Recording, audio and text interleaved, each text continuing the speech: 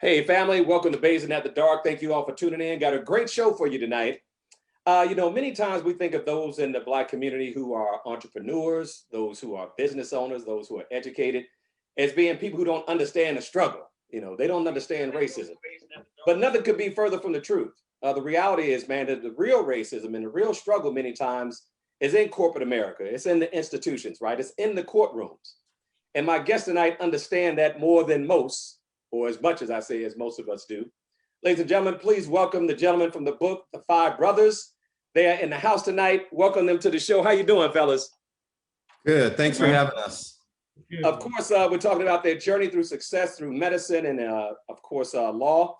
Good friend of mine, Travis Buchanan, of course, is in the building. Judge Moore, Charles Tucker, attorney Charles Tucker. This is going to be a great conversation. I'm really interested, Travis. How did you guys come to put this book together? What was the inspiration? Well, we were out to dinner.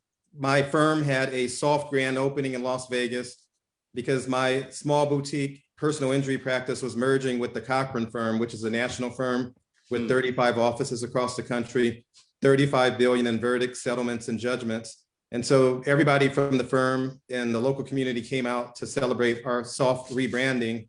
And afterwards, we went to dinner at a nice restaurant at the Wynn, took a picture, and Judge Moore posted a caption saying, "We're not all only athletes, entertainers, we're judges, lawyers, and doctors." And the picture went viral, over 400,000 likes, comments, hits. And a lot of people were chiming in saying, "You guys should write a book." And after a while, we thought it was a joke, but then we were like, we should write a book because we do have stories that we want to tell. And we got together and the rest is history.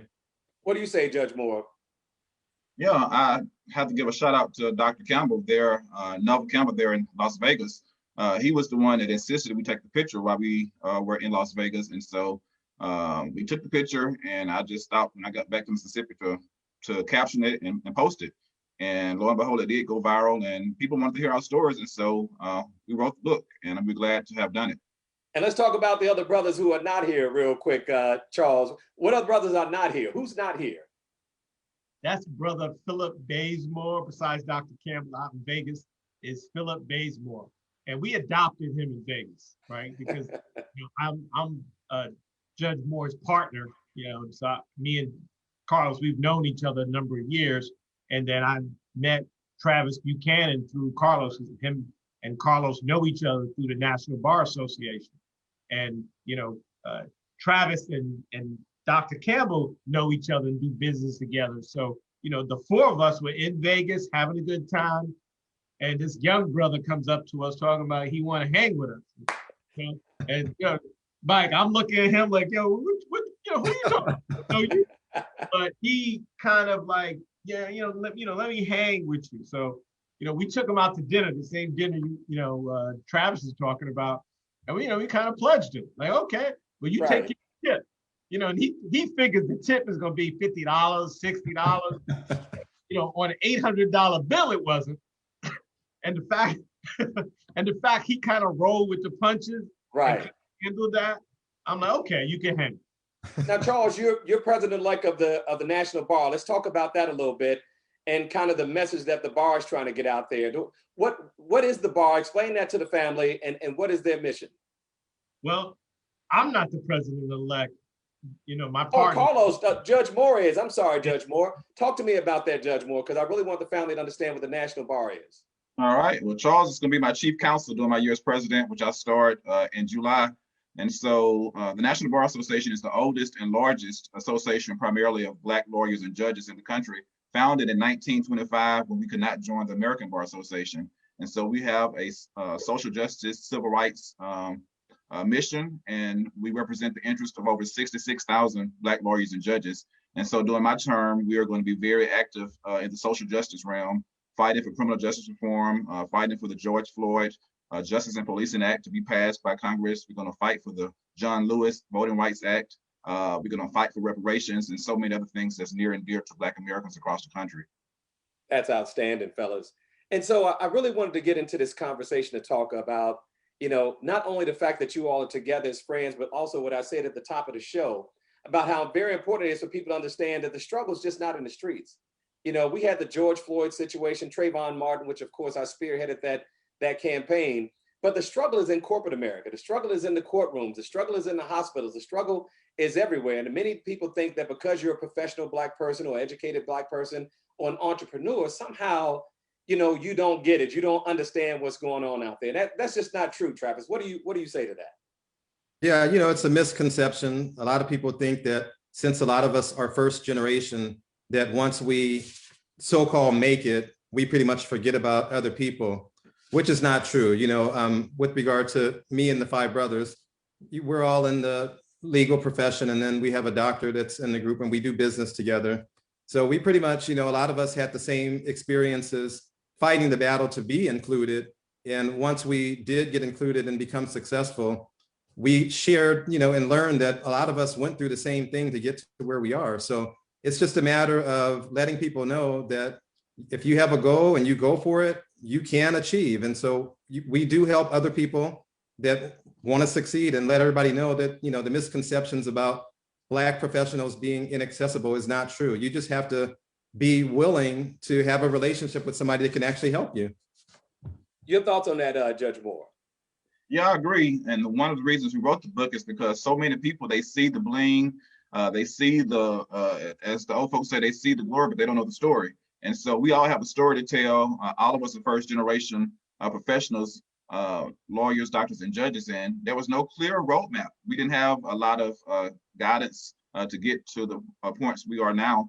And so we wanted to reach back and be a guide and be that person, that mentor that we wish we would have had coming up.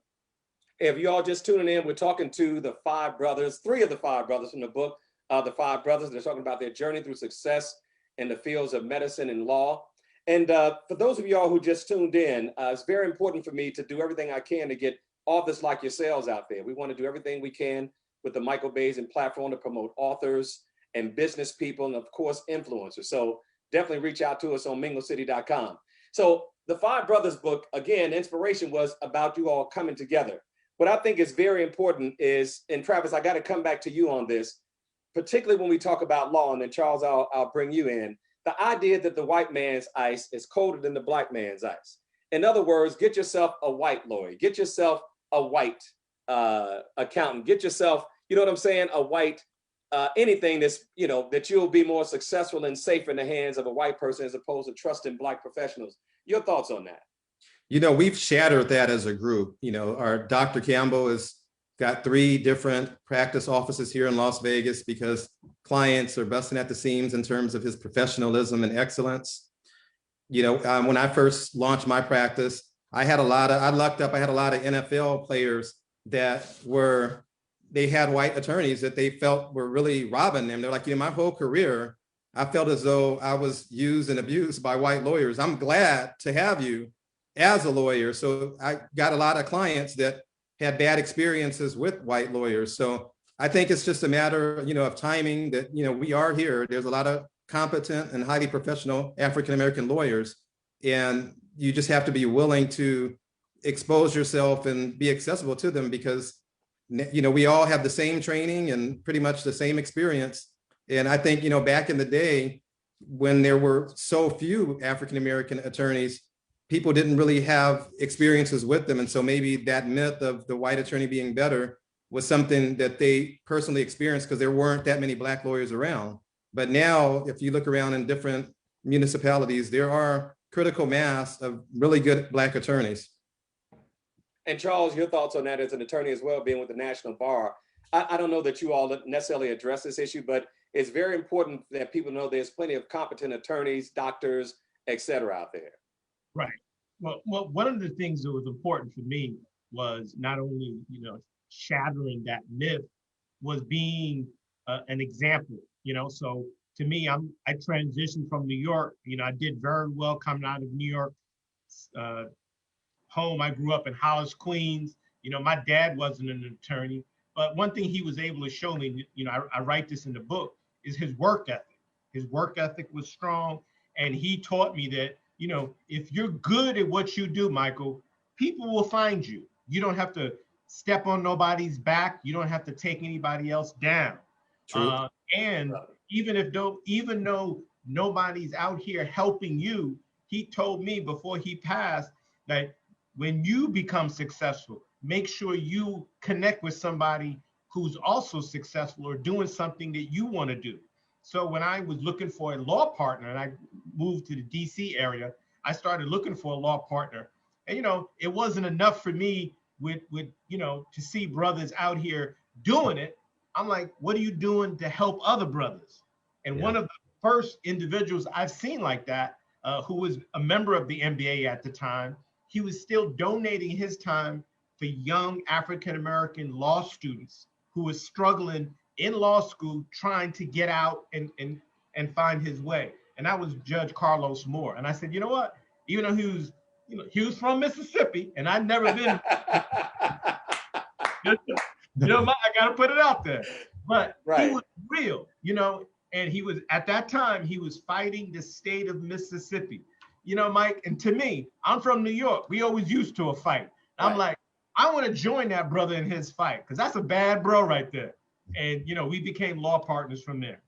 Judge Moore, I'm glad he raised that issue. Of course, I've been active in mentoring for a long time, and activism as well. I gotta, let me ask you this from a perspective of someone who's been in court a couple of times. As you all know, my attorney is one of your friends, Nick Pittman. And I can tell you, man, who's sitting on that bench really makes a difference. Not so much that you want the advantage, although I'll take it. You just want fairness, right? You want to be treated fair.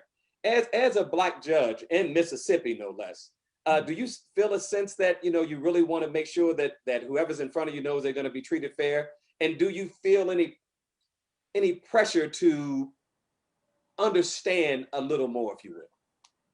Yeah, I think I've always been one that thought that when I got in a position of power or influence, that I would have a spine and a backbone. I would not turn and run the other way and not take a stand. I would do what was right at all times. And so my first day on the bench, I had the state flag with my federal emblem removed from my courtroom, because 80% of the people that was going to appear before me would be African American. How could I administer justice in front of such an offensive flag? So my first order of business was to order the bailiff to remove it, and it has been out of my courtroom since, and now it's out and down across the whole state. And so I believe when you get in positions of power, you take a stand, you have the courage of your convictions. And so in my court, if you're a youthful offender or first-time offender, non-violent offender, I'm going to 9 times out of 10 put you in my alternative sentencing program. I call it the Do Better ASAP program, where instead of being punitive, I make sure that I do something that's going to make you better. I'm going to encourage you to pull up your grade, a letter grade. I'm going to encourage you to get your GED if you don't have that. You're having this conversation with them while you're sentencing or whatever. Correct. Yeah. So they tell me what they want to do, and I make them go and try to do it and come back in 6 months. And if you've done that, you have no jail time and you have no fine. So I make them better in society. Go ahead. I'm sorry, Judge Moore. Travis, I'm very curious. Travis and I go way back, ladies and gentlemen. We're both here in Las Vegas, and I have something I want to share with you at the end. But Travis, I'm just wondering, I'm listening to Judge Moore talk about that. Do enough of our young kids see Black attorneys like yourself, see Black judges like Judge Moore and attorneys like Charles? I mean, are they seeing enough of us? I mean, they see me because I'm on social media and on television, but what about you guys, the non-entertainers? Yeah, I think they could see us more. And, like with regard to the National Bar Association, I was the past president of the Las Vegas chapter. And while president of the Las Vegas chapter, we did reach out to a lot of the high schools and do mock trials and have programs that expose them to demystify the legal profession and let them know that it's something that is doable. It's not impossible. And it made a difference because, in Nevada, when I first got here after practicing in LA, we only had about 105 Black attorneys in the whole state out of 10,500. Wow. Well, our numbers are still low. We're a little over 250 now. But, with the Boyd Law School here in Las Vegas, they are actively recruiting a critical mass of African Americans, and a lot of African Americans are moving here from other jurisdictions to practice. So yeah, we're exposed more, but we can be exposed more going forward, definitely. Yeah, we definitely need that. Ladies and gentlemen, if you just tuned in, we're talking to 3 of the 5 brothers from the book, The 5 Brothers. Of course, you can check it out on Amazon.com. Journey to successful careers in law and medicine. We're going to get into some conversation that I know the ladies are interested in right now, and that is relationships. And, I decided to call this segment the woman behind the man. And really it's the woman beside the man. That's really what it comes down to. And let me start with you, Charles, in terms of all three of you guys are married. Philip is a single one. Let's give him a hard time first. So Philip, the baby of the bunch, is a single guy. Charles, talk to me about Philip being single. I don't know if you all have a conversation with him as a younger man about being married men, but what do you see as some of the challenges being a young professional, in particular Black male, with the idea of being successful and trying to balance all that out and make good choices? Well, we do our best to mentor, young Philip and keep him out of trouble, and we watch who he associates with, right? Right. We don't be bringing no fleas home, and so we make that a collaborative effort. But what's important, Mike, I think you bring that up. As successful young Black men, we have a responsibility. To me, my understanding was, I watched my dad, and he from the time that I was born to the day he left this earth, he was with my mother, and they were married 46 plus years, and he was a devoted dad and devoted husband. Mind you, she didn't always smile every day, but he was in the house. That's right. So I'm like, okay, I'm gonna try to improve on that. And therein lies the misnomer, Mike. That's not an easy task. In order to be happily married, you got to put work in. So you can go out and get a law degree or become a judge and become a doctor, and you can't just come home and rest on your laurels. You got to work at it. Anything worth having is worth working for. And so Charles, go ahead, finish your thought. I'm sorry. Yeah, it takes two. And sometimes I think when we become successful, we think it's all about bringing home the money, and that's it. Please, money be darned, as we learned during the pandemic. That's right. Judge Moore, your thoughts on that? Yeah, I definitely agree. You have to be intentional and trying to raise a family and stay devoted to your spouse. Marriage is a job, and I was intentional about the spouse that I wanted. I intentionally, my parents have been married over 40 years, nearly 44 years. My wife's parents have been married nearly 50 years, and so I tried to find a spouse that had come from a family that was together, because I think if you've modeled that, if that's been modeled to them, it's easier statistic-wise for us to stay together. And so when we fight or fuss, we're not going to just tooth and tongue fall out, but they stay together. And so you have to. I got 20 years coming up in May, and so a lot of days have been great, but there's been some bad days. But we've stuck in there together. We're raising our daughter What's your together. wife's name, Judge? Natalie Moore. Natalie, let me ask you something, just between us. Nobody else is here but you and me, Judge. So why Natalie, man? Why her? I know you're watching, Natalie, by the way. Why I'm Natalie? sure she is. Natalie had everything I desired in a wife, and she had the looks, she had the brains. She come from a good family, and she had the same aspirations and dreams. And I shared with her my dreams and aspirations, and she was willing to support that. And so that was important to me. And I knew that coming from the same faith, that we would stay together, and we have done just that. And Travis, how long have you and your wife been together? I had a chance to meet her at the event that you and I met at. I haven't had a chance to really sit down and have a conversation with her, but what's the story behind you and your wife? Well, we've been married since 1998. So I can say the year, but I can't tell you the number of years. When people ask me how many years, I'll just say 98, lawyers and math. But anyway, I met her in college. So I'm an alpha. She was online pledging AKA. And so the AKAs brought their pledges. And I was like, I want that one, because she was the finest on the line. But, we had a lot in common. So like in the book, large part of my story was that I was raised by a single father. So my parents went through a contentious child custody battle when divorces were like pretty much new in the Black community. In the 70s. I was like 7, 8 years old. And the court system pretty much told my dad, you can't raise a son. Men are not fit to be fathers. So after years of going back and forth and fighting and seeing how unfair the system was to Black men who wanted to be fathers and have their kids, that inspired me to become a lawyer. But my wife, she grew up in a family too that had divorced parents. So our goal was, we're going to stay together no matter what. And we have. So, you just put in the work and you have goals, and marriage is a job. So that's the way we see it. Charles, I'm curious, Charles, in terms of the, I don't want to even use the word impact on the relationship as a result of being a couple, but the importance of having a partner that is on the same page. Your thoughts on that?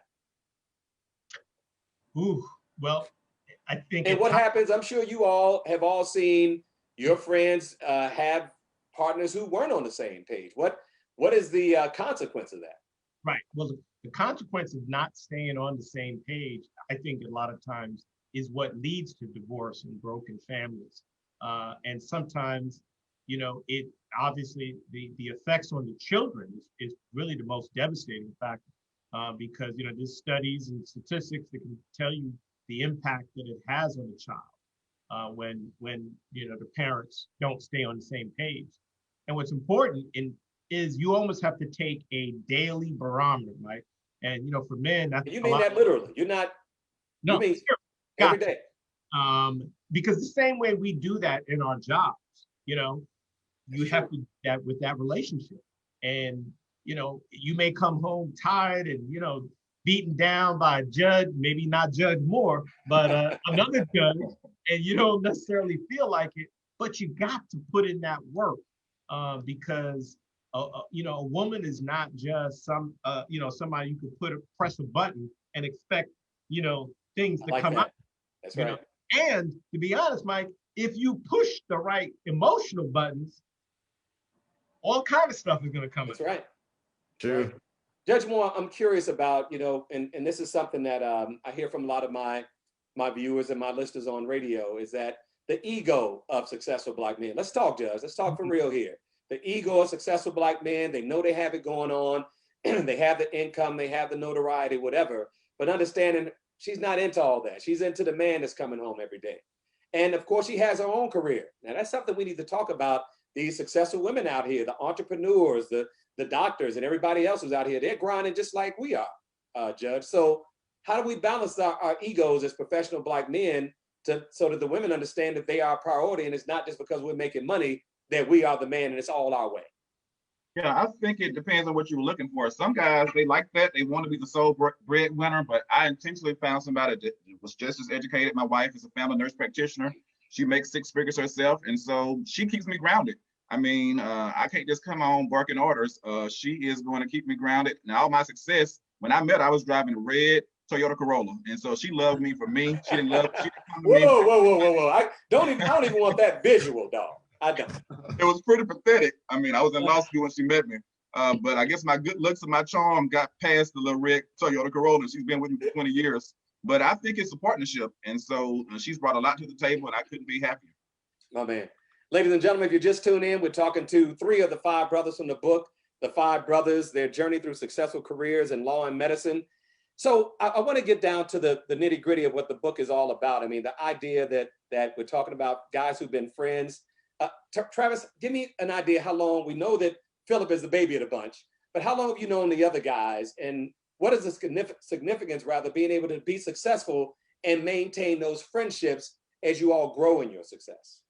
Yeah, I've known Carlos probably a little over 10 years now through the National Bar Association. We, pretty much link up annually at the national convention, which would be in different cities, DC, Atlanta, Chicago, New York. And there, we just network and take classes to keep our licenses in terms of the CLEs and everything. So after Carlos, Dr. Campbell moved to Vegas, probably in about 15. So we linked up shortly after he came to Vegas through a medical legal reception holiday mixer. And a lot of people kept telling me, you got to meet this young Black doctor. He's cool. You guys have a lot in common in terms of synergy and energy. And so we met then and actually became friends, started doing business with each other, sending each other clients and patients and, traveling and really getting to know each other. And so the other brothers in the group met Campbell at a legal convention in Miami a couple of years ago. And Charles can kind of tell you the story about the Louis Vuitton and all the flashiness, but they were like, who is this brother? Who's this doctor? And, he pretty much took over and, we had a good time. So from there, we would always get together at least quarterly just to have fun, pick a different city and hang out, but walk away with a plan to go back to our communities to make a difference and be positive pillars in our community. So it's important, you have to have that because, when you're working in the legal profession, sometimes it can be mundane, the daily grind, fighting, lawyers on the other side, trying to get the judges to do what you want them to do for your clients. So to have that release with other people that are like-minded, it's great, Yeah, that term like-minded, Charles, is important. I know for me, and many people, whether you're male or female, as you progress in life, sometimes you lose those friends, right? That you started out with, the childhood friends, the high school friends, and then you start evolving toward people who are into what you're into. So as a Black man, how important is it to have relationships with other Black men who are also trying to, elevate themselves? It's extremely important. I mean, my childhood friends that I grew up with, in Hollis and around the way in New York, after a while, they left me, either by, moving away or we just wound up doing different things, which kind of impacted me because I thought, hey, we're friends for life. What happened? Right. It just didn't work out that way, Mike. But traveling the path of, okay, I want to be a successful Black attorney, but I also want to give back to my community, meeting somebody like Carlos, who was down in Mississippi. And I'm like, do I really want to go to Mississippi? But right, because you have that attitude. I'm the same thing being from Chicago. You have that mindset, right? But to me, it wasn't just about going to Mississippi. Mm-hmm. It was about connecting with another brother who was like-minded. And he thinks he's the best looking one out of the group. So I broke that. And once we got over that, we've been like brothers. So on paper we were partners, and we literally, I mean, think about this. We literally got our partnership together over a text message, not legal documents, not his attorney met my attorney. We came together over text message, and that spoke to me volumes. And his like-mindedness, introduced me to Travis and Neville. And then all of us getting together was about not just, oh, well, I did this year and I did this. How we gonna do this together? Exactly. And that's rare, Mike. Yeah, it is. And go ahead and echo that, Judge Carlos. Go ahead, talk to me. Yeah, and it's very rare to have brothers that support brothers. I mean, we have something called the standard, and keeping the standard and supporting Black excellence. But iron against iron sharpens iron, and we are competitive, but we are not jealous or envious of each other. We support each other, we congratulate, we celebrate each other, and motivate each other. You don't find that every day. That's very important. Definitely. Go ahead, Judge Carlos. You kind of froze a little bit. Finish your thought. Yeah, I was just saying we support each other. We challenge each other, encourage each other, but we're there for each other, and they're just like my blood brothers. I couldn't ask for better brothers than these guys. So Travis, I want to end with this and give you all a chance to talk to everybody who's watching. I want to first say it was great meeting you. The first time we met, we were actually celebrating a victory of, I don't know if you were with Johnny Cochran Law Firm at that time, but you just had a successful, you won a case and you all were celebrating. And I believe I told you that night, I said, man, I'm very proud of you. Yeah, I remember that. Yeah, man, that's, and what is it about some of us that the crab in the barrel mentality, Travis? What is it about us, regardless if we're talking about attorneys or a guy writing a book or a guy that's producing a song? What is it about us that we just sometimes, some of us don't want to see the other get ahead? I think it's insecurity. Maybe a person's insecure because they're not hustling or their hustle's not working. So instead of being proud and saying, hey, I want to be like that brother or replicate what he's doing, they hate. So it's unfortunate, because you never know. People are down to earth, and you may have a person that's a professional and you may view them as being bougie when in reality, they're probably the most down to earth person. But right. You'll never know if you just discount and judge them and, view them in a preconceived way. And that's what I'm saying, Charles. They think many times that the corporate guy and the doctor and the lawyer, as Travis said, is bougie, but they don't understand that struggle in the courtrooms, that struggle in corporate America, that struggle in those hospitals is real, Charles. It's real. And what they see is the finished product, right? Well, like Carlos talked about, but they never seen the sleepless nights, the lonely nights, staying up, been up late studying, trying to pass that bar, trying to pass the, that exam to get to the next level. And then once you're in that space, now you're trying to get to the victories, and you just constantly having to try to prove yourself. People don't see that struggle, so they almost discount, right? But then it leads to that crab in a barrel mentality. Okay, right. Well, I worked this hard, so I'm not going to help nobody else. And you defeat the purpose with that. The That's right. whole pleasure in this, and that's what the book focuses on, is that, you know what, we came together in a pandemic and we wrote about something great, not about ourselves, but about five brothers, not blood brothers, but brothers seeing each other as a greatness together and how we can encourage others to do the same. And Judge Moore, I'm gonna leave you this. I'm gonna twist this a little bit for you in terms of how men who are in positions, because as you know, we still live in a very sexist society where, many Black men are in a position to help those and mentor those Black women. So talk to me about that in terms of what we need to do as Black men to help our sisters. Yeah, we need to definitely be there for our sisters. I am the father of a daughter, and so I've always been intentional about making a change, and I fought the state of Mississippi and the governor for her.